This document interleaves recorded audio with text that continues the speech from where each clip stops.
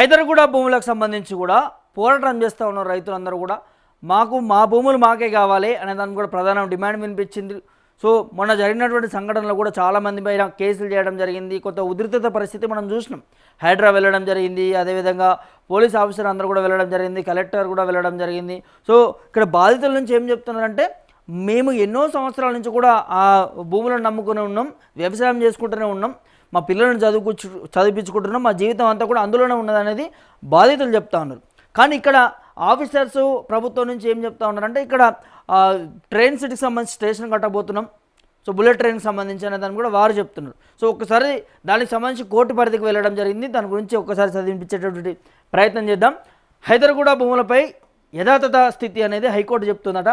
రంగారెడ్డి జిల్లా శంషాబాద్ మండలం Bahadurguda survey number 28/62 భూముల్లోని నిర్మాణాలకు సంబంధించి తదుపరి ఉత్తర్వులు జారీ చేసేదాకా యథాతథ స్థితి కొనసాగించాలనేది తాజాగా హైకోర్టు ఆదేశాలు జారీ చేసింది.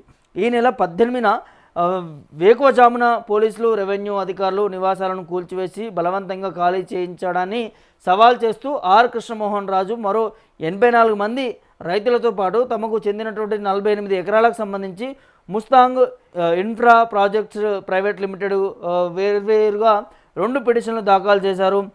వీటిపై జస్టిస్ బి విజయసేన్ రెడ్డి కూడా విచారణ చేపట్టారట. సో పిటిషన్ల తరపు న్యాయవాది హనుమంతరావు వాదనలు వినిపిస్తూ నిర్మాణాలను పునరుద్ధరించాలనేది, ఒక్కో రైతుకు నష్టపరిహారంగా 2 కోట్లు ఇప్పించాలనేది, సిబిఐతో దర్యాప్తునకు ఆదేశించాలనేది కోరారు. అడ్వకేట్ జనరల్ ఏ సుదర్శన్ రెడ్డి వాదనలు వినిపిస్తూ బుల్లెట్ ట్రైన్ ప్రాజెక్టు కోసం ప్రభుత్వానికి చెందినటువంటి 650 ఎకరాల భూమిని సేకరిస్తున్నారన్నారు.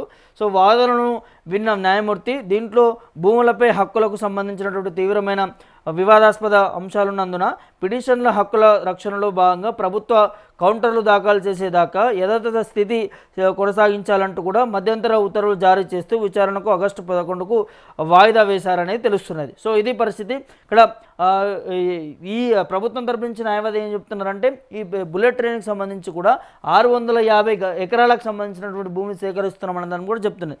కానీ అది ప్రభుత్వ భూమి కాదు, అక్కడ ఉన్నటువంటి రైతులు, ఆ రైతులకు అందరికీ కూడా 2 కోట్ల వరకు కూడా నష్టపరిహారం కల్పించాలనే దాని మీద కూడా బాధితుల తరపు నుంచి న్యాయవాది కూడా వాదనలు వినిపిస్తున్నటువంటి పరిస్థితి కనిపిస్తుంది. సో అక్కడ ఉన్నట్టుండి కూడా అక్కడ ఉన్నటువంటి ఇండ్లని, గుడిసెలు అన్నింటినీ కూడా కూల్చివేసినటువంటి పరిస్థితి మనకు కనిపించింది.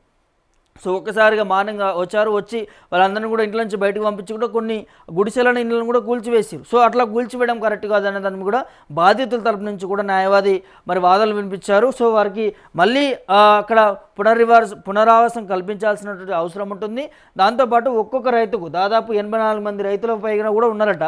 సో ఒక్కొక్క రైతుకు కూడా 2 కోట్ల వరకు కూడా ఇప్పించాలనేది కూడా మరి వాదనలు వినిపిస్తారు. సో దీనికి సంబంధించి కూడా ఈ ఆగస్టు 11 కూడా వాయిదా పడినటువంటి నేపథ్యం కనిపిస్తూ ఉంది. చూడాలి మరి కోర్టు ఏ విధంగా మరి దీని మీద నిర్ణయం తీసుకుంటుంది ఏంటి అనేది. కానీ సో అక్కడ ఉన్నటువంటి రైతులు మాత్రం ఒకటే చెప్తున్నారు, ఇది మా అమ్మా నాన్నలు, మా ముత్తాతల నుంచి వచ్చినటువంటి భూమి, దీన్నే నమ్ముకొని మేమున్నాం, మా పిల్లలు కూడా దీన్నే నమ్ముకొని రేపటి నాడు ఉంటారు.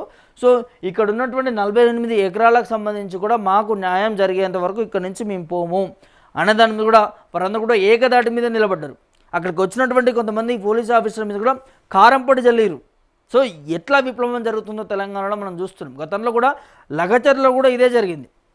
లగచర్ల ఇష్యూలో కూడా ఫార్మాసిటీ కడతామని చెప్పి ప్రభుత్వం నిర్ణయం తీసుకుంటే, లేదు మాకు ఫార్మాసిటీ వద్దు, మా ల్యాండ్ మాకే కావాలనే దాని కూడా వారందరూ కూడా పోరాటం చేసి అక్కడికి వచ్చినటువంటి అధికారులను కూడా తరిమి కొట్టే ప్రయత్నం జరిగింది.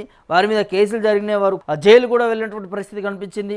ఆ తర్వాత బెయిల్ ద్వారా బయటకు వచ్చారు. సో ఇట్లా ఆ లగచర్ల ఇష్యూను దానికి తరహా కూడా ఇప్పుడు ఈ బహదూర్గూడకు సంబంధించినటువంటి ఇష్యూ కూడా నడుస్తూ ఉన్నది. సో సిటీకి చాలా దగ్గరగా అనుకున్నటువంటి భూములు కాబట్టి ఎక్కువ రేటు ఉంటుంది.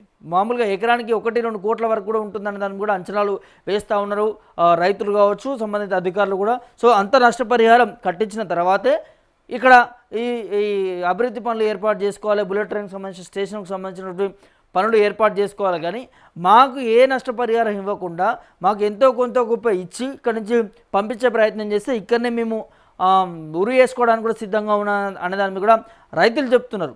మరి చూడాలి ధర్మాసనం, హైకోర్టు మరి దీని మీద ఏ విధంగా నిర్ణయం ఇవ్వబోతుంది ఏంటన్నది కూడా వచ్చే నెల 11 తేదీ వరకు కూడా వాయిదా వేసింది. సో అప్పటి వరకు కూడా యథాస్థితిగా ఉండాలి, ఎట్లాంటి అభివృద్ధి పనులు నిర్మాణ పనులు కూడా చేయడానికి వీలేదు, రైతులను ఇబ్బంది పెట్టడానికి వీలేదు అన్నదాన్ని కూడా కోర్టు స్టే ఇచ్చినటువంటి నేపథ్యం కనిపిస్తూ ఉన్నది.